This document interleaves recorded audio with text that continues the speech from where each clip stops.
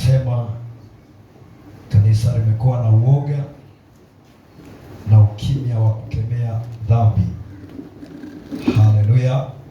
Tusoma kitabu cha Ezekieli, alikuwa anazungumzia habari ya tunapokaa kimya, nini madhara yake. Bwana asifiwe sana. Tusema unapokaa kimya mbele ya mwenye dhambi, akifa katika uovu wake, anasema damu yake nitaitaka kwako. Bwana Yesu asifiwe sana.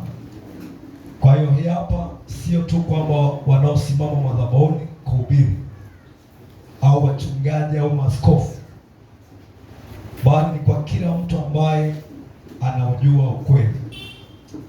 Jina la Bwana pekee sana. Kama unaujua ukweli na unamwona mtu anapotea, humwambii, unaishia tu kujisikitikia ndani kwamba huyo anaenda tofauti, ile tu kujua kwamba anaenda tofauti, tayari wewe unaelewa ukweli. Bwana asifiwe sana. Kwa hiyo unapomwacha anakufa katika uovu wake, Mungu anasema damu yake ataitaka mikononi mwako. Bwana Yesu asifiwe. Tuendelee, tusome kitabu kile cha Timotheo, Wathesalonike wa kwanza sura ya 4 mstari wa kwanza. Wathesalonike wa kwanza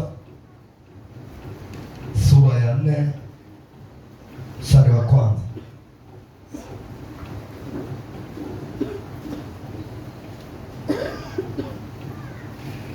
Wathesalonike wa kwanza sura ya 4 mstari wa kwanza nasema, iliyobaki ndugu, tunakusihi na kuwaonya kwamba mwenende katika Bwana Yesu kama mlivyopokea kwetu, jinsi iwapasavyo kwenenda na kumpendeza Mungu, kama nanyi mnavyoenenda, vivyo hivyo mpate kuzidi sana.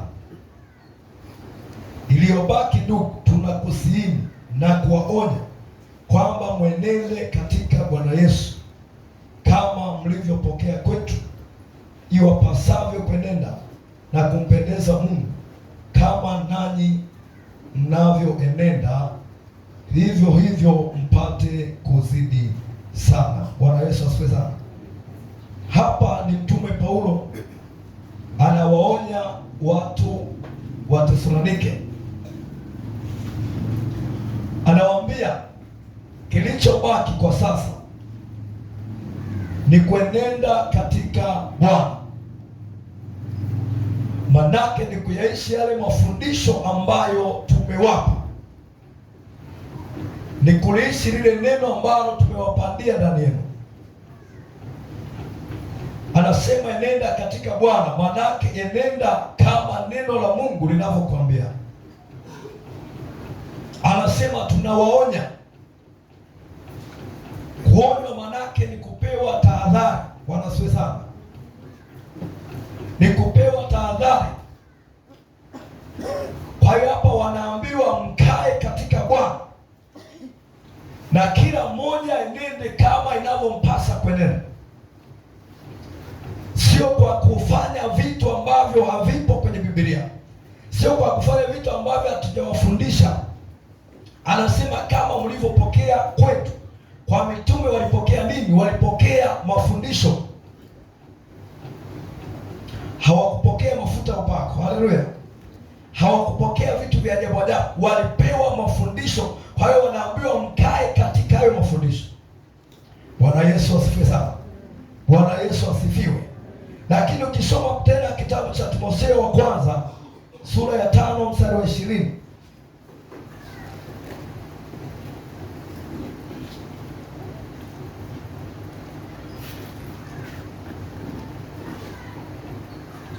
fungua Timotheo wa kwanza sura ya 5 mstari wa 20, anasema wale wadumuo katika kutenda dhambi uwakemee mbele ya wote, ili na wengine waogope na kuagiza mbele za Mungu na mbele za Kristo Yesu na mbele za malaika wateule, uyatende hayo pasipo kuhukumu kwa haraka, usifanye neno lolote kwa upendeleo. Bwana Yesu asifiwe sana.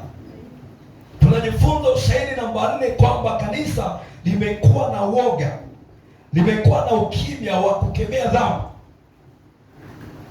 Hapa Timotheo anaagizwa na Paulo kwamba wale wanaodumu kutenda dhambi, yaani yeye anatenda dhambi alafu anatubu, anakwambia anatubu, anafanya dhambi za makusudi alafu anaendelea anasema anatubu, na huko anaendelea kusaa. Paulo anamwambia Timotheo, mkemee huyo mtu mbele ya watu wote. Bwana Yesu asifiwe sana. Bwana Yesu asifiwe. Lakini leo ukifanya hivyo, watu wanaanza kusema wewe unadhalilisha watu, wewe ni mdhalilishaji. Kwani usingemwita kando? Kwani usingekaa naye pembeni umwelekeze? Anasema dumue, manake wewe umeshachukulia dhambi ni sehemu ya maisha yako. Bwana Yesu atusaidie sana. Anasema mkemee mbele ya wote, manake kama hapa tunamsimamisha hapa mbele, tunampa ya kwake kwamba wewe wendi sawa na umedumu kwenye tabia kwa muda mrefu, akemewe mbele ya wote ili na wengine wapate kuogopa. Bwana Yesu atusaidie sana. Lakini kwa nini tufikie huko? Manake mpaka tunafikia tu hiyo mtu amedumu, manake umekaa naye vikao vingi, umepita kando mara nyingi, lakini bado habadiliki. Paulo anasema mtu wa design hiyo muonye mbele ya watu wote. Lakini leo hata ile tu ya kumwita mtu pembeni bado kanisa linashindwa. Hawa watu ni wa Mungu. Bwana asifiwe sana. Mungu anapokupa neema ya kuambia watu neno lake, kueleza watu ama kuongoza watu, ujue kabisa hilo kundi sio la kwako. Bwana Yesu asifiwe sana. Hilo kundi ni la Mungu. Ndio maana ukifanya vibaya, Mungu anaweza akakutoa akamweka mtu mwingine. Haleluya. Sio kwamba ni ya kwako, kwamba ufanye vyovyote bali ni ya kwako. Hapana. Mungu anaenda na wale watii. Kwa hapa Paulo anamwagiza Timotheo, anamwambia na kuagiza mbele za Mungu na mbele za malaika, usiruhusu mtu unaona kabisa huyo anadumu, ni mzambi wa muda mrefu na yumo kanisani, alafu namwacha. Anasema hiyo kitu sitaki. Mkemee mbele ya wote ili wengine waogope. Haleluya. Kwa nini tufikie huko? Maanake watu hawajali tena wokovu, wanachukulia ni kitu cha kawaida. Sasa leo ukiona tu unaanza kwamba mnanizalilisha kweli kwenda karudi. Unapoona unapendwa, Bwana asifiwe sana, unaambiwa nyoka huko na kwenda unapotea, kaa humu, wewe hutaki. Mwisho wa siku hali yako inakuwa ni mbaya. Sema Yesu nisaidie. Sema tena Yesu nisaidie. Hiyo tulisoma ile Jumapili, nilikuwa naimalizia. Twende kipengele namba 5. Kushuka kwa maombi. Kushuka kwa viwango vya kuomba.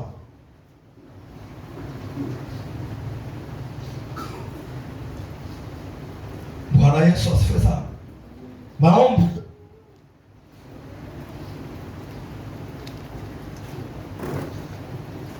Kushuka katika eneo la maombi, viwango vimeshuka. Jina la Bwana libarikiwe sana.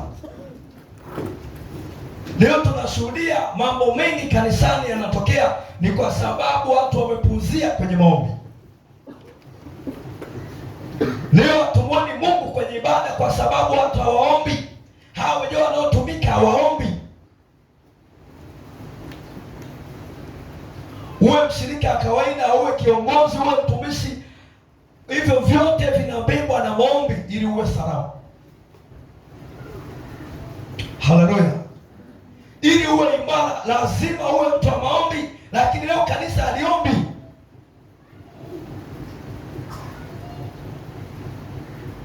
Kuna idara fulani naiongoza, msaidizi wangu akawa ananiambia, mtumishi, tuandae mkesha usio wa maombi. Sema mkesha wa nini? Tuandae mkesha wa chemsha bongo, tuwaite hao tunaoongoza tuwe tunawachemsha ubongo. Bwana Yesu atusaidie sana. Anasema kisema tuweke mkesha maombi, watu hawatakuja. Kwa tuwashawishi, tuandae, tuambie ni wa kuchemshana ubongo. Yesu atusaidie sana. Paulo anasema sijahubiri injili ya kushawishi akili za nini? Za watu. Bwana asifiwe sana. Maanake Paulo alikuwa anaongea ukweli, utake usije, ukitaka uje. Amina. Sana ambia tuandae mkesha namna hiyo.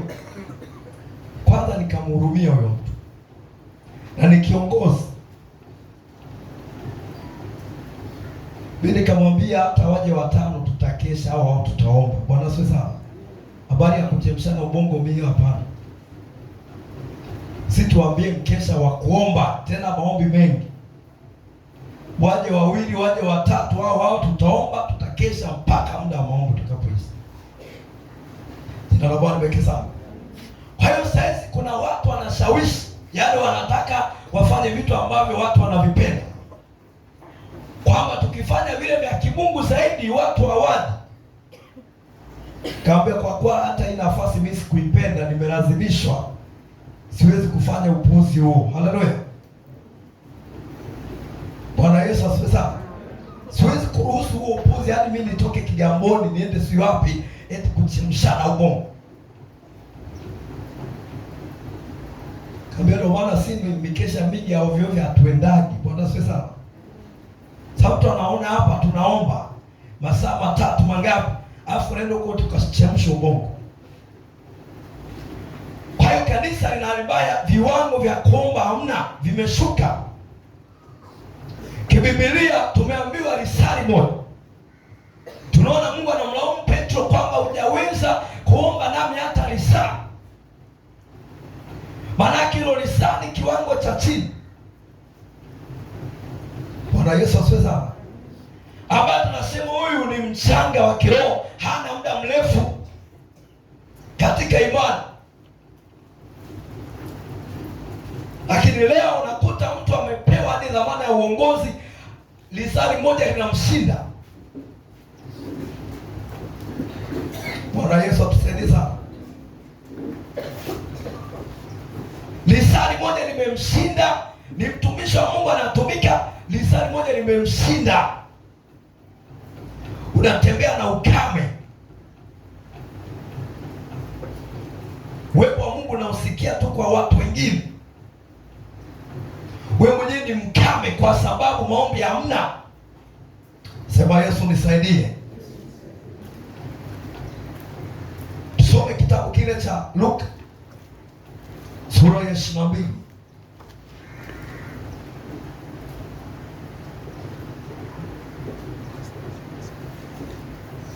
Luka sura ya 22.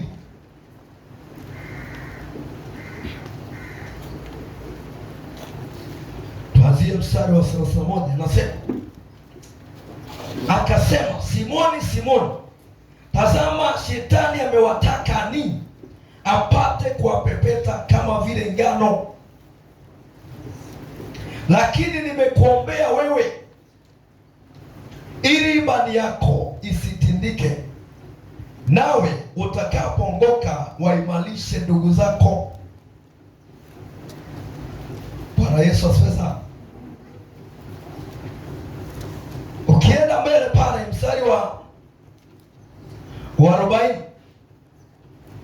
anasema, alipofika mahali pale aliwaambia, ombeni kwamba msiingie majaribuni. Mwenyewe akajitenga nao kiasi cha kutupa jiwe, akapiga magoti akaomba akisema, Baba, ikiwa ni mapenzi yako uniondolee kikombe hiki, walakini si mapenzi yangu bali yako yatendeke. Malaika kutoka mbinguni kamtokea, kamtia nguvu, na kwa vile alivyokuwa katika dhiki akazidi sana kuomba, hali yake ikawa kama matone ya damu yakidondoka chini. Alipoondoka katika kuomba kwake, akawajia wanafunzi wake, akawakuta wamelala usingizi kwa huzuni. Akawaambia, mbona mmelala usingizi? Ondokeni mkaombe, msije mkaingia majaribuni. Bwana Yesu asifiwe sana. Bwana Yesu asifiwe. Yesu alikuwa analoa Mungu ndani yake. Aliona mambo yajayo ambayo wanafunzi wake yatawapata pamoja na yeye mwenyewe. Anawaambia, Simoni, Simoni, tazama shetani amewataka nini? Apate kuwapepeta kama ngano. Jina la Bwana libarikiwe sana. Unapopepeta ngano, maana yake unatenganisha ngano na pumba, si ndio? Sasa anamwambia huyu Petro kwamba shetani anataka wapepete, lakini anamwambia nimekuombea wewe. Manake wale wengine walikuwa ni makaratasi, walikuwa ni makapu. Ndio maana wakati Yesu amekamatwa, Petro peke yake ndo alijitahidi kusogea lile eneo la tukio. Haleluya!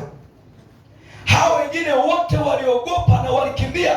Sasa hapa nawaambia shetani anataka wapepete.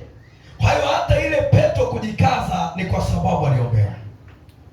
Bwana Yesu asifiwe sana. Lakini anaendelea sema, ombeni msije mkaingia majaribuni. Kwa hiyo kumbe shetani yupo kwa ajili ya kuwajaribu wana wa Mungu. Anaposema kuingia, manake ni kuyashindwa. Unaingia kwenye majaribu alafu unashindwa, kwa sababu Biblia imeruhusu kwamba lazima tujaribiwe. Haleluya! Kujaribiwa lazima. Kwa hiyo hapa anamaanisha kwamba msije mkashindwa. Ndio maana leo wengi wanaanguka kwa sababu ya kushindwa, kwa sababu nguvu ya maombi hamna ndani yao. Sema Yesu unisaidie. Bwana Yesu asifiwe. Hapa nawaambia ombeni. Yeye mwenyewe sio kwamba amelala, yeye mwenyewe ameenda kwenye maombi, kwa sababu aliona yeye mwenyewe alikuwa na vita, alikuwa na tafakari namna atakavyostahimili ule msalaba. Ndio maana alipoingia kuomba, malaika wa Mungu wakamtia nini? Wakamtia nguvu. Bwana asifiwe sana. Sasa tunaona mwasisi wetu mwenyewe alikuwa mwombaji. Alianzisha imani yetu alikuwa anaomba, lakini sisi tumekuwa wazito. Juzi mwenyekiti amefundisha habari ya neema, roho ya neema na kuomba. Bwana asifiwe sana. Sasa hiyo neema leo imepotea makanisani. Watu wanaenda kanisani kama Jumapili, wanaenda kanisani wanasikiliza neno dakika 10, wanaomba dakika 5. Napo sio kwamba wanaomba, wanaongozwa, sema hivi sema hivi, alafu ngoja nikuombee, wanamaliza ibada. Bwana Yesu atusaidie sana. Mahali kama hapo shetani ana uwezo wa kuingia na yeye akaimba sifa, akaenda na wana praise madhabahuni akaimba nao. Anaweza akapanda na mhubiri akahubiri naye. Ndio unakuta mhubiri anapanda madhabahuni kwa lengo la kuchekesha watu, kuleta vituko. Tayari huyo ameshaingiliwa na roho ya mizaa, roho ya neema hamna ndani yake. Na Mungu akai mahali penye mizaa. Bwana Yesu asifiwe sana. Bwana Yesu asifiwe. Neema ya Mungu haipo. Neema tunaipata kwa neema, inalindwa kwa maombi. Bwana asifiwe sana. Watu hawana mguso wa kimungu. Unaenda peke yako, madhabahu umekamatwa na shetani kwa sababu maombi hamna. Maombi ndio yanayomtisha adui, ili shetani akuogope lazima uwe mwombaji. Jina la Bwana pekee sana. Hapa wanafunzi wanaambiwa shetani anataka wapepete kama ngano. Wale wengine walitawanyika walipoona Yesu amekamatwa, wakatawanyika wakurudi kwenye kuvua samaki, wakarudi. Bwana Yesu asifiwe sana. Petro peke yake na yeye kwa hofu akawa anamfuata kwa mbali, lakini na yeye baadaye akaenda tena kuvua samaki. Kwa katika ile kundi wote wakawa wametawanyika. Bwana Yesu asifiwe sana. Bwana Yesu asifiwe. Yesu alikuwa ameona kwamba hapa mbele pana majaribu mazito. Ombeni. Yaani Yesu anaelewa umuhimu wa maombi. Yeye alikuwa ni Mungu lakini aliomba, alikuwa anatuonyesha njia. Kila kitu Yesu alitufundisha kwa matendo. Haleluya. Hakufundisha kwa maneno matupu, alitufundisha kwa vitendo. Akawa anawaambia hapa mbele mwenzenu mtakufa. Kwa hiyo naomba wewe Petro na Yohana na Yakobo twendeni tukaombe. Kawachukua wachache, ameenda nao kule, yeye kaejitenga anaomba kule, akaona hao wataniletea uzito. Aliona mahitaji yao na ya kwangu ni tofauti. Bwana asifiwe sana. Kajitenga nao kaomba. Anarudi, ngoja niangalie kampani yangu huku inaendeleaje, anakuta wamesinzia. Bwana Yesu atusaidie sana. Wamelala tena kwa huzuni. Anawaambia ondokeni, mbona mnalala? Mbona mnasinzia? Amka ng'ombe. Kuna majaribu yako hapo mbele. Leo wengi wanapitia wakati mgumu, adui anawatesa kwa sababu wewe ni mwepesi. Haleluya. Bwana Yesu asifiwe. Ni mwepesi, yani rohoni kule ni mwepesi. Ukiwa na ndoto mbaya, mapigo ya moyo yanaanza kwenda mbio. Kwanza ukiwa muombaji, mandoto ya ajabu ajabu yanapita mbali. Bwana Yesu asifiwe sana. Mandoto ya kipepo yanapita mbali. Sasa hawa Yesu anasema nimekuombea wewe Petro. Wewe ukiongoka, wewe utawaimarisha nao ndugu zako. Kwa hiyo tunaona umuhimu wa maombi. Yanakufanya usiingie majaribu. Bwana Yesu asifiwe sana. Yanakufanya ule wakati wa kujaribiwa uwe imara bana. Usiumbe. Imani yako isiumbe. Leo wengi wanamwacha Mungu kwa sababu ya jaribu la chakula, jaribu la mtoto, jaribu la ndoa. Yesu atusaidie sana. Na unapomkatia Mungu tamaa, hilo ndio jaribu kubwa. Yaani hapo ndio unakuwa umeshajiangukia, umeanguka. Ukimkatia tu Mungu tamaa, tayari shetani amekukamata. Ndio Biblia inatuambia tuombe siku zote bila kukata nini? Tamaa. Maana ile shauku ambayo unayo, ambayo unatamani Mungu akutendee, usiache kuomba mpaka hiyo shauku ikate, mpaka Mungu akutendee. Jina la Bwana libarikiwe sana. Kwa hiyo leo tunaona misa kanisani, maombi hayapo. Mtu mwambie leo tunakurukaruka, leo tunaruka mpaka asubuhi. Hapo watu wajaji kwamba kesho kazini. Bwana Yesu asifiwe sana. Ila tunamwambia tunaomba hadi tu saa 6 au hadi saa 7. Utasikia kesho kazini nitarara.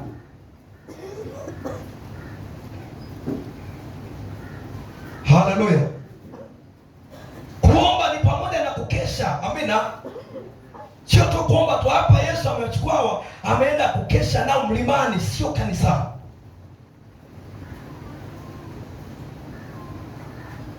Sasa hiki kipindi cha baridi ndio kabisa watu wanalala. Hawaombi. Lakini ashukuriwe Mungu, hapo walioshindikana mbele ya shetani. Iwe mvua, iwe baridi, iwe joto, wao wanaenda. Bwana Yesu asifiwe sana. Yaani mbele ya shetani wameshindikana. Shetani mwenyewe kasema, yaani hawa nimenyosha mikono. Hawaangalii, hawadanganyiki. Hawadanganyiki na mwili, hawadanganyiki na majira, hawadanganyiki na hali ya hewa. Wapo wenye imani hizo. Bwana Yesu asifiwe sana. Haleluya. Kwa hiyo kukesha na kuomba ni kiashiria cha uhai wa kanisa. Amina. Ukiona kukesha kupo, maombi hayapo, mifungo unatumia na maji, hilo kanisa limekufa. Na wengine ndio hawafungi kabisa. Ujue limekufa. Ninaposema kanisa nazungumza na mtu mmoja. Amina. Haleluya. Kwa hiyo huo ni ushahidi. Na wengi wamepewa dhamana ya kuongoza watu na bado wanapingana na mifungo, wanapingana na mikesha, wanapingana na kila kitu.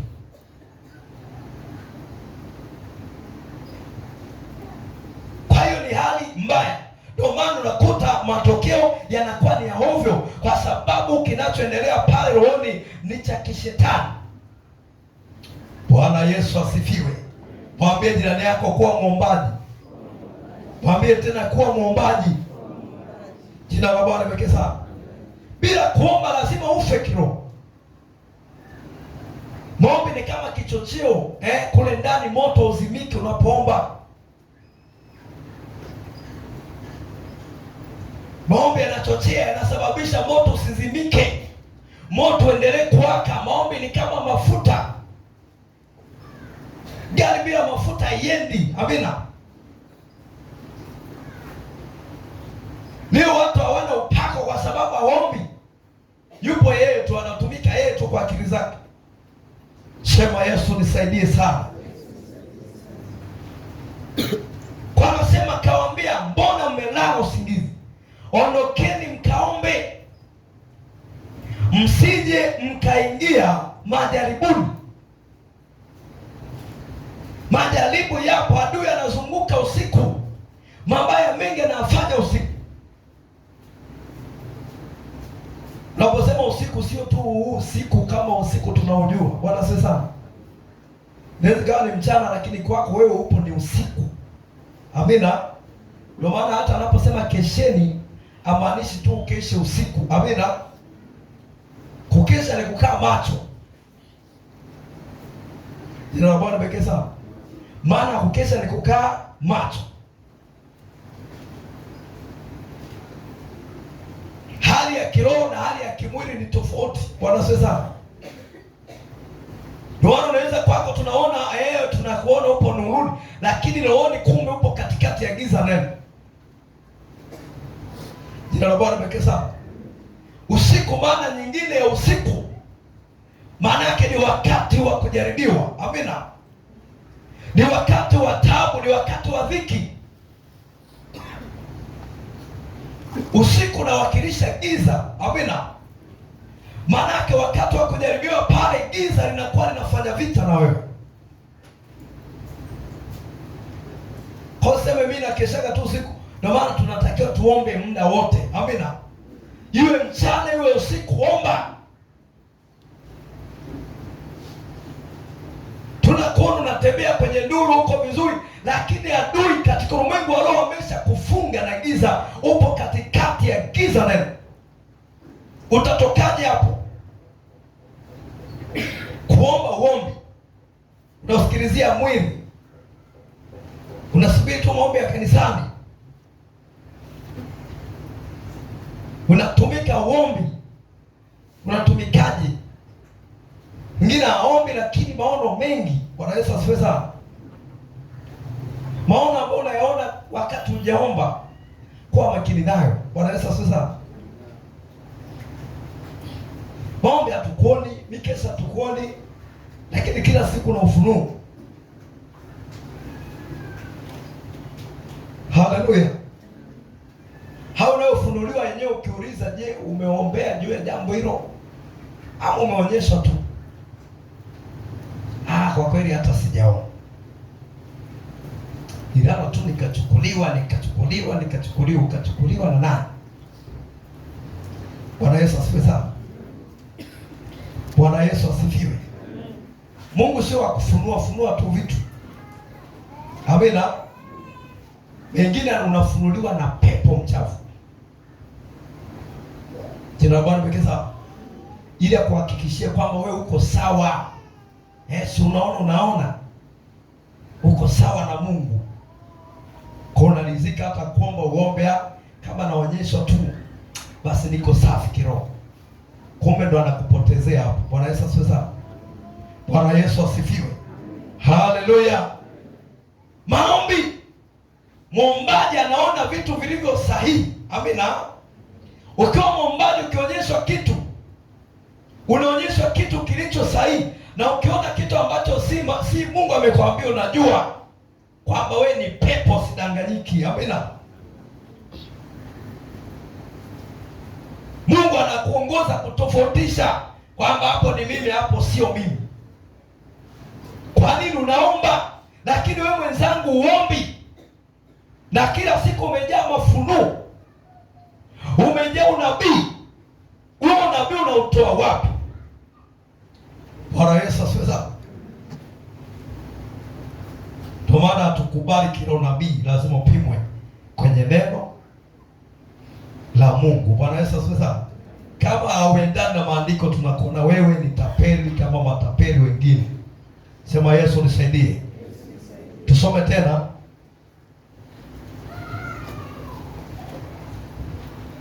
Fungua kitabu kile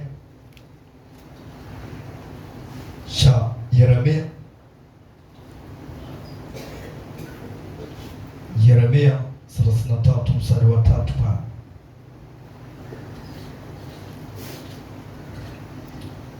Sema nite nami nitakuitikia, nami nitakuonyesha mambo makubwa magumu usiyoyajua. Bwana Yesu asifiwe sana. Wengi tunapitia kwenye shida lakini hatujui chanzo chake ni nini. Msingi wa hili ambalo unalipitia, msingi wake ni upi? Kuna kutu unapambana na matawi, shina liko pale, linaendelea kuzalisha mengine. Bwana Yesu asifiwe sana. Kuna miti fulani ukiukata, ukienda ukapotea, ukirudi baada ya miezi 2-3 unakuta umechipua. Haleluya. Unaenda tena wakata tena matawi, ukienda ukirudi tena unakuta huo tena umeota. Sasa yako matatizo yapo kama hiyo miti. Hayo yanahitaji umwite Mungu. Hapa anasema nite nitakuitikia, afu nitakuonyesha. Haleluya. Anakuitikia alafu anakuonyesha kwamba mwanangu, hapo unapopitia msingi wake ni huu hapa. Na akikuonyesha, aisiku kuonyesha, anakupa na maarifa. Haleluya. Anakupa maarifa ya kushughulikia hilo tatizo. Ndio maana Yoshua alipoiona Yeriko, Mungu alipomwambia nimekupa, hakuishia tu kwamba nimekupa, akampa na maarifa. Bwana sasa anamwambia hiyo Yeriko ili ianguke ifanya 1, 2, 3. Baada ya hapo mtanitukuza, Yeriko itaanguka. Walipofuata hayo maelekezo, tunaona kweli Yeriko ikaanguka. Bwana Yesu asifiwe sana. Sasa sisi wana Mungu, ziko haki zetu nyingi katika ulimwengu wa roho ambazo zinapishana na sisi. Yeriko ilikuwa haki ya wana wa Israeli, lakini ilikuwa imefungwa. Yoshua alikuwa na roho Mungu. Haleluya. Yoshua alikuwa anatembea na Mungu. Mungu akamwambia, huu mji ni wa kwako, huu mji ni wa wana wa Israeli. Na tayari haya ni majira, tayari ndio majira ya kuibomoa hiyo Yeriko. Nimeshautia mikononi mwenu. Kawapa kazi pale, wakafanya vizuri, Yeriko ikaanguka, wakaingia wakamiliki. Bwana Yesu asifiwe sana. Bwana Yesu asifiwe. Kwa hiyo kumbe yako mambo makubwa ambayo bado hatujayajua. Unaweza ukajidharau, unajiona tu ni mtu wa kawaida, lakini utakapomwita Mungu, utakapokuwa mwombaji, Mungu atakwambia, Mungu atakuonyesha, haleluya, mambo mazito, mambo makubwa ambayo ameyaweka mbele yako ambayo huyajui.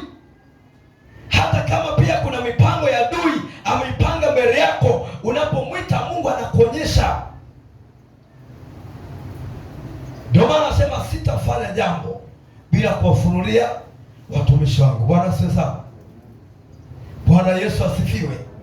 Mambo hayatakupata kwa ghafla unapokuwa umekaa vizuri kwenye maombi. Maombi ni kiashiria cha uhai wa kiroho. Bwana Yesu asifiwe sana. Haleluya. Vijana msipoomba, mabinti msipoomba, wamama msipoomba, maisha yatakuwa magumu sana. Haleluya. Na dunia sasa ni hatari kuliko ile ya kipindi kile. Amina. Saizi uasi umeongezeka maradufu. Enzi zile Yesu anawaambia wanafunzi wake risali moja ni tofauti na enzi tulizonazo sasa. Jina la Bwana limetukuzwe sana. Kumbe wakati huu ilitakiwa tuzidi, ilitakiwa tuongezeke. Kwa nini hatuombi sana? Kwa sababu hatuoni. Laiti Mungu anakuonyesha vitu, umekaa vizuri kwenye maombi, anakuonyesha vitu, mzigo wa kuomba kila siku utakuwa nao.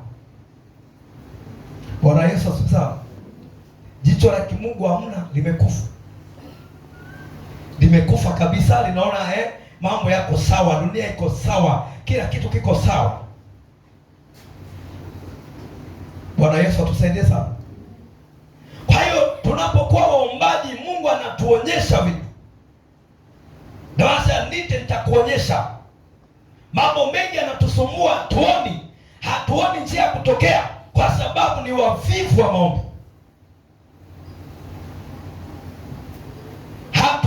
Yaani hata majira yetu yanafika hatuelewi. Bwana Yesu asifiwe. Fikiria wana wa Israeli wameambiwa hiyo Yeriko, huu ndio majira yenu ya kuiteka. Wasingefanya ile jitihada, Yeriko isingeanguka. Bwana asifiwe sana. Bwana Yesu asifiwe. Kwa kumbe issue sio tu majira yako yamefika. Ngira najifariji, yani majira ikifika kila kitu kitakaa sawa. Sio majira peke yake, na wewe una kazi ya kufanya. Bwana asifiwe sana. Bwana Yesu asifiwe. Na una nafasi yako. Una nafasi yako ya kuwajibika. Eti majira tu yakifika nitazaa. Nitajiriwa tu. Yanaweza mmoja akafika na usiajiriwe. Bwana asifiwe sana. Yanaweza akafika na usiingie kwenye ndoa. Yanaweza akafika na usizae. Hamina watu wa Mungu. Usipofuata nini? Maelekezo. Mungu ni Mungu wa maelekezo, si ndio? Wana wa Israeli walitoka kwa maelekezo, njiani humo walikuwa wanatembea kwa maelekezo. Unaelekezwa na nani? Musa yupo, si ndio? Bwana Yesu asifiwe. Pindi Lazaro amekufa na yule tajiri anamwambia Ibrahim, naomba tume yule Lazaro akahubirie ndugu zangu kule. Ibrahim anamwambia kule duniani wako kina Musa, Bwana Cesar, wako kina Elia kule wanahubiri. Elia ishakufa, lakini roho ya Elia bado inatenda nini? Inatenda kazi. Musa ishakufa, lakini roho ya Musa bado ipo. Unasema yani hao wana wa Israeli hao walikuwa wapuuzi, walikuwa wanadharau sana. Wana wa Israeli ndio wewe. Bwana Yesu asifiwe.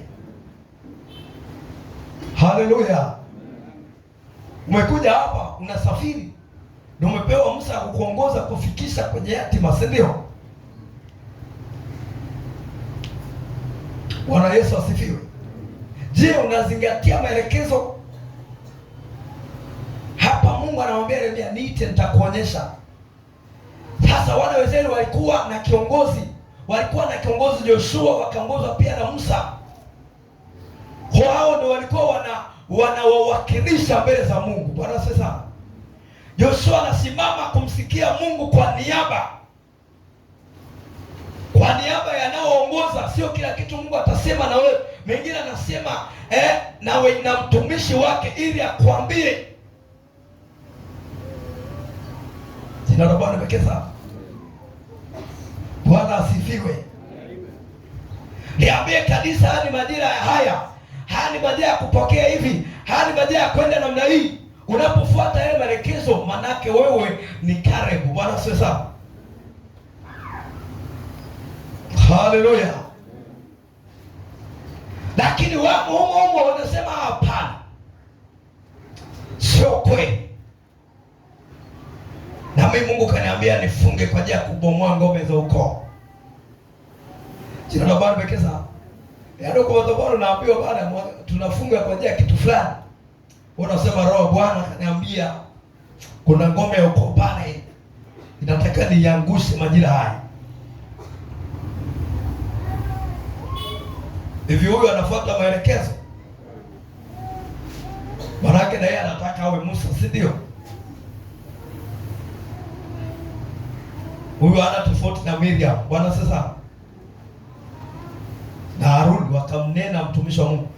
Ina maana anasema na yetu. Wakati mwingine kumzoea mtu wa Mungu sio jambo zuri. Bwana sasa. Bwana Yesu asifiwe. Anaweza kukwambia kitu cha msingi na cha muhimu, lakini kwa kume mzoea unachukulia kawaida. Afu mwisho wa siku madhara na kupata unaanza mtumishi niombeni. Aishakwambia. Amen. Haleluya. Kwa hiyo Mungu anataka tumwite ili atuonyeshe. Wengi wanakata tamaa kwa sababu hawaoni. Amina. Fikiria unaona unakoenda. Na utaonaje? Kwa sababu ombi lazima uwe mbali. Unapokaa kwenye maombi Mungu anakutia nguvu. Bwana sasa, kilichomfanya Yesu avumilie msalaba, alikuwa anaona matokeo. Amina. Kinachomfanya mfanyakazi aende kila siku kazini, anaona matokeo mwisho wa mwezi, si ndio? Jina la Bwana pekee sana. Kila siku anatamka saa 10 anaenda. Kinachompa nguvu pale ni kwa sababu anaona mwisho wa mwezi kuna muamala utasoma. Jina la Bwana pekee sana. Kwa hiyo hicho kinamhamasisha, hata kama siku hiyo hajisikii kuamka lazima aamke. Amina. Anajisikia mgonjwa lazima amke, anakuambia hata nikaripoti tu afu toba ruhusa nitarudi nyumbani. Yaani kinamhamasisha kwa sababu anaona mshahara upo, mwisho wa mwezi nitaingiziwa. Bwana Yesu asifiwe sana. Mahali pengine Daudi anasema na mimi nimesimama mbele zako Mungu kama watumwa mbele za bwana zao. Amina. Wanavongoja nini? Malipo. Kwa sisi tunapokuwa tunaomba, tunamgoja Mungu, lazima uone matokeo kabla hayajatokea. Haleluya. Haleluya. Na uzuri wa maombi, hata kama umeomba kitu hujapokea, lakini ile tu kukaa mbele za Mungu kuomba, kuna kitu cha ziada kinaingia ndani yako. Bwana Yesu asifiwe. Hata kama umeomba mtoto hujapata, ile tu kusimama kuomba, kuna kitu umekiimarisha rohoni. Jina la Bwana pekee sana. Kwa faida ya maombi sio tu kupokea unavyoviomba, tunapokeaga na tusivyoviomba. Maombi yoyote yale ukisimama mbele za Mungu kuomba, hutoki patupu. Bwana Yesu asifiwe sana. Ila haja yako ambayo unatamani wewe inaweza ikachelewa, lakini vile Mungu ambavyo anapaswa kupe hapa, anakupa hapa. Sema Yesu nisaidie. Sema tena Yesu nisaidie. Kwa hiyo familia nyingi, koo nyingi zina hali mbaya kwa sababu hajapatikana mtu wa kujenga boma. Amina. Wewe ukisimama kwenye zamu yako ukaomba kwa uaminifu, Mungu atakuonyesha. Mimi kulikuwa na changamoto ya elimu kwenye familia. Bwana asifiwe sana. Adui anapambana taki watu wasome. Hata mimi mwenyewe nikasoma mwisho siku nikaishia njiani. Nikaona na wenzangu wengine wanafuata mle. Bwana asifiwe sana. Nikasema hii si sawa. Lakini ufahamu huo niliupata baada ya kumjua Mungu. Bwana asifiwe sana. Hakule wazazi walikuwa wanatulaumu tu, yaani nyewe watoto bakora nyingi. Haleluya. Chezea bakora nyingi, kuna lazimisho lakini havilazimishiki. Wengine sio ya kutumia nguvu za kibinadamu. Bwana Yesu asifiwe sana. Haleluya. Unaweza kutumia nguvu nyingi kimwili, kumbe hiyo shida ipo rohoni, sio hao watu. Shida ni mle ndani kuna nini? Adui hataki watu wasome. Jina la Bwana pekee sana. Kwa nikasimama kwenye zamu. Piga maombi kweli kweli. Na tena sio familia yetu tu, hadi karibia ukoo mzima wengi hawajasoma. Wanaishia mahali fulani wanata. Lakini baada ya kuomba naona mambo yanaenda hivi. Bwana asifiwe sana. Bwana Yesu asifiwe. Watu wanasoma na wanashauku na elimu. Wanaenda tu, viwango vinaenda tu juu, watu wanaenda mbele. Kwa sababu mmoja aliona kwamba hii kitu hii haijakaa kibinadamu. Bwana Yesu asifiwe sana. Ndio maana unaweza kumlaumu mtu, ukamlaumu. Kumbe shida sio yeye. Shida ipo katika ulimwengu wa roho. Ya kufanya nini? Ni kumshauri kwamba wewe kiroho haujakaa vizuri. Ni kumsaidia kumjenga kiroho ili aweze kuepukana na hiyo changamoto. Bwana Yesu asifiwe sana. Unaweza kulaumu ukoo, yani ukoo wetu wote waganga. Kumbe kuna wahenga washakufaga zamani walikuwa waganga wanarithisha. Hakuna kitu kibaya kama kukaribisha uganga kwenye ukoo. Bwana asifiwe sana. Huyo mganga anapokufa ile roho haifi. Amina. Itadai na mwingine. Kwa utakuta kila kizazi mganga yupo. Bwana Yesu asifiwe sana. Na mwisho wa siku hata kuwa mmoja. Utaona kwenye ukoo waganga 5, waganga 6. Hivyo kwa namna hiyo utakuwaje? Maana hapo watakuwa wanazaliwa masharifu. Jina la Bwana pekee sana. Wanazaliwa machifu.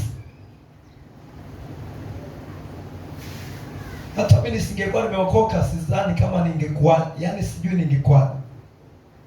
Babu yangu alikuwa chief. Bwana asifiwe sana. Na mimi alikuwa ananipenda kupita maelezo. Mpaka akanipaga jina la babu, nikalikataa. Baadaye nilipogundua nikalikataa. Bwana Yesu asifiwe sana. Bwana asifiwe. Alikuwa ananipenda, alikuwa ni chief. Chief maana yake ni mkubwa, yani kwenye kijiji yeye ndo mkubwa. Hivi vichawi vingine vidogo vidogo, yani yeye ndo mwenyekiti. Bila yeye kuamua mikutano ya kichawi haifanyiki. Bwana asifiwe sana. Haleluya. Kama hujaokoka unakaa kwenye mtaa wa chifu, huwezi kufanikiwa bila kwenda kutoa zaka kwake. Haleluya. Lazima mtembelee babu ya soda hii, ya sukari. Akana kuruhusu kafanye mambo yako. Ukijitia na wewe humo, unabamizwa mapema. Bwana Yesu asifiwe sana. Haleluya. Sijui unataka kufungua duka, lazima ukamuone. Sijui unataka kufungua nini, lazima ukamuone.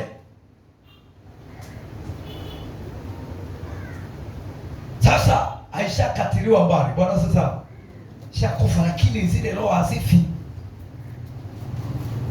Kwa wako waliozipokea, waliozirithi. Lakini na wenyewe walipojaribu kuleta utundu wakabamizwa. Haleluya kanisa. Wakabamizwa. Kwa hiyo bila kuwa na neema ya wokovu, kabisa naona ningelithi hayo mambo. Jina la Bwana pekee sana. Maana yule jamaa anapokupenda akiondoka, lazima wakutafute ni nani alikuwa anampenda sana. Jina la Bwana pekee sana. Akae pale alifu. Na hiyo sio familia, ni kijiji kizima. Amina. Kibinadamu anaona tu ni uongozi kama wa kawaida, ni kama tu mwenyekiti wa mtaa kama nani, lakini kiroho sio hivyo. Tunabana pekee sana. Ndio maana kuna ibada pale zinafanyika. Sema Yesu nisaidie. Sema tena Yesu nisaidie. Kwa hata mimi kabla sijaokoka nilichukulia tu machifu ni kitu cha kawaida. Kumbe sio kawaida. Baada ya kuokoka, bomoa huo msingi. Amina. Kaubomolea mbali. Wanashuhudia vitu vizuri vinaendelea. Bwana Yesu asifiwe sana. Nilimwita Mungu akanionyesha shida iko pale. Fanya 1 2 3. Kwa habari ya elimu nilimshirikisha baba. Bwana asifiwe sana. Akanipa maarifa pale. Nimechukua karatasi, daftari, andika majina ya kwa familia, nikaandika pale. Kanambia zungushia mstari, nikauzungushia. Kanambia ingia nao kwenye maombi. Piga maombi, milango ikafunguka. Bwana asifiwe sana. Bwana Yesu asifiwe. Ndio maana tumepewa watumishi wa Mungu. Ukiona ile jambo akili yako yani mpaka kichwa kimeuma, unashirikisha. Amina. Ndio si unashirikisha tu, lazima Roho wa Mungu akwambie shirikisha mtu fulani. Kwa baba ni uhakika. Amina. Ila kwa wengine hakikisha Roho wa Mungu amekushuhudia. Jina la Bwana pekee sana. Na Roho wa Mungu anapokushuhudia mshirikishe fulani, tayari ashaandaa yule mtu kwa ajili yako, atakupa kilicho sahihi kwa wakati ulio sahihi. Bwana sasa, kwa ukifuata yale maelekezo utaona hatua inaongezeka, utaona mambo yanaanza kubadilika. Bwana Yesu asifiwe sana. Leo tunateswa na mengi, watu wanachelewa kufunguliwa. Mungu anatamani mtu akifunguliwa afunguliwe awe huru. Bwana asifiwe sana. Lakini ukuta mtu anachelewa sana kufunguliwa, anachukua muda. Inatakiwa kujitoa sana katika hilo eneo la kuomba. Bwana asifiwe sana. Omba, usiache kupigiza hivyo vifungo. Paulo na Sila walitoka kwa maombi yao. Amina. Hawakuombewa na mtu. Kwa wewe ukiona bado unafunguliwa, isipite siku hujavisemesha hivyo vifungo. Amina. Haleluya. Unateswa, unafunguliwa, unalipuka mapepo ikuume, alafu isipite siku hujamwambia Mungu juu ya hiyo hali ambayo unaipitia. Amina. Kwa hiyo ile kukiri wewe mwenyewe, kukataa wewe mwenyewe, shetani anaona haya, mwisho wa siku atasalenda. Sema Yesu nisaidie. Sema tena Yesu nisaidie. Kwa hiyo kanisa tunatakiwa tuwe waombaji. Amina. Viko vitu tunatembea navyo, si mpango wa Mungu. Lai tukikubali leo kaingia kumuuliza Mungu, hii hali ikoje? Wengi tunadanganywa na shetani kwamba majira bado. Haleluya. Tunasema majira bado. Hiyo majira bado aliyekwambia ni nani? Ni Mungu ama ni nani? Bwana Yesu asifiwe. Katika maisha yako sikiliza sauti ya Mungu. Amina. Usizipe sauti zingine nafasi. Biblia inasema duniani ziko sauti nyingi na kila sauti ina maana. Haleluya. Kwa hiyo wewe chunga sauti ya Mungu peke yake. Usisikilize watu wengine. Haleluya. Watu ni kina Sanballat wapo kwa ajili ya kuvunja moyo. Na kipindi fulani nilikuwa napitia hali ngumu. Bwana asifiwe sana. Nilikuwa sijapata kazi vizuri. Kwa nikaa nafanya kibiashara fulani, nacho kikaa kinaenda vibaya. Bwana sasa. Wapendwa kama wanakuja pale, mtumishi wewe bila shaka unaitwa na Mungu wewe. Mungu anakuita. Achana na hiyo biashara. Haleluya. yaani hawatii moyo. Bwana asifiwe sana. Kwambia Mungu anakuita. Ndio maana unapitia hiyo hali ngumu. Ndio maana maisha hayakuendei. Nikamwambia mimi sisikii wito. Bwana asifiwe sana. Bwana Yesu asifiwe. Unaniambiaje naitwa wakati mimi sisikii wito?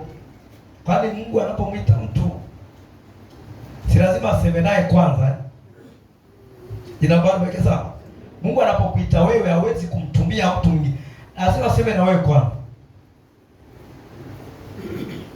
Samueli aliitwa, si ndio? Alisikia sauti ya Mungu. Samueli akaitika, sema nami Bwana. Bwana akampa maelekezo. Amen. Akichagua uwe nabii wa Israeli. Samueli akaendelea na kazi yake. Kwa hiyo kuna watu wengine ni kuvunja moyo. Inabaki pekee sana. Kuvunja moyo. Kwa kama akili nyepesi sasa, kweli itakuwa naitwa kweli. Mungu anakuita wewe kama wewe. Bwana si sana. Kuna wengine wanakwambia ni uthibitisho tu, lakini Mungu ashakuita wewe. Bwana asifiwe. Bwana asifiwe sana. Kwa hiyo nikasema haya ni kipindi tu napita, nikapiga maombi, pata kazi huko Posta, mambo yakabadilika. Bwana asifiwe sana. Kwa hiyo ilikuwa ni msimu tu. Sasa wengine wanakwambia unaitwa. Ningekuwa naitwa sasa, Mungu angeruhusu nikafanye kazi. Singeruhusu. Amen. Na angenipigiza kweli kweli. Bwana Yesu asifiwe sana. Kwa hiyo tunahitaji kumsikiliza Mungu, hasa wakati unapita kwenye mazingira magumu. Unahitaji kumsikiliza Mungu na kuwa muombaji. Bwana Yesu asifiwe. Achana na ile hali ya kusema yani hapa anapopita hata hamu ya kuomba sina. Unahitaji kujitia moyo. Amen. Yesu alikuwa na mazito kuliko wewe. Aliyaona mazito, lakini bado aliomba mpaka matone ya damu yakatoka. Ya kwako ni mepesi sana. Bwana sana. Haleluya. Ni mepesi, lazima ujitoe hivyo hivyo uombe. Kwa sababu maombi yanampunguzia adui spidi ya kukushambulia. Simama kwa maombi yako, tumshukuru Mungu.